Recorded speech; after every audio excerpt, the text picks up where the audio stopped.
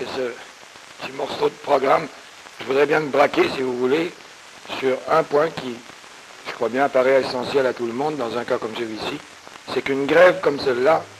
quelle que soit la solution, il ne faut pas qu'elle soit humiliante ou déshonorante. Simplement ceci, c'est qu'il y a bientôt 4 semaines maintenant, il y a des gens, plusieurs centaines de gens, qui ont décidé de rester dehors de Radio-Canada après y avoir pensé par loyauté, parce qu'il leur apparaissait qu'un droit fondamental était en jeu, un principe absolument essentiel de protection du moins fort devant le plus fort, et ces gens-là l'ont décidé à ce moment-là en toute conscience.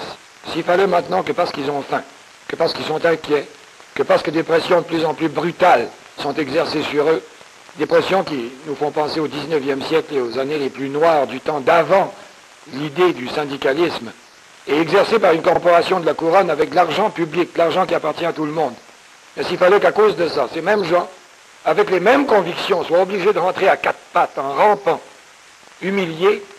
eh bien à ce moment-là, ce serait sûrement bon pour personne, et sûrement pas pour Radio-Canada, et sûrement pas pour ceux qui en sont les propriétaires, parce que tout le ressort qu'il peut y avoir, ce ressort d'entrain, de minimum de confiance et de bonne humeur qu'il faut pour faire marcher quelque chose comme la radio ou la télévision, ça serait disparu à jamais. Et devant les dernières mesures que Radio-Canada a prises, qui étaient des menaces de plus en plus incohérentes, comme par exemple d'aller jusqu'à dire qu'il rebâtirait sans réalisateur, sans technicien, sans artiste, sans auteur, un réseau français qui a mis 6 ans à édifier, eh bien devant ça, nous croyons que le seul recours possible, c'est à l'autorité suprême en matière de radio et de télévision, qui est le Parlement fédéral et les ministres responsables. Et c'est pourquoi nous avons fait signer le plus vite possible des pétitions pour les présenter mardi à nos députés ou nos ministres de langue française à Ottawa, des pétitions qui leur demandent pour l'amour du ciel de faire quelque chose, puisque c'est eux la dernière autorité. Et nous, entre-temps, en attendant, espérons-le que ça donne quelque chose, eh bien, nous vous demandons tout simplement, si vous voulez bien, vous qui êtes à Sherbrooke, par exemple, ou vous qui êtes à Québec,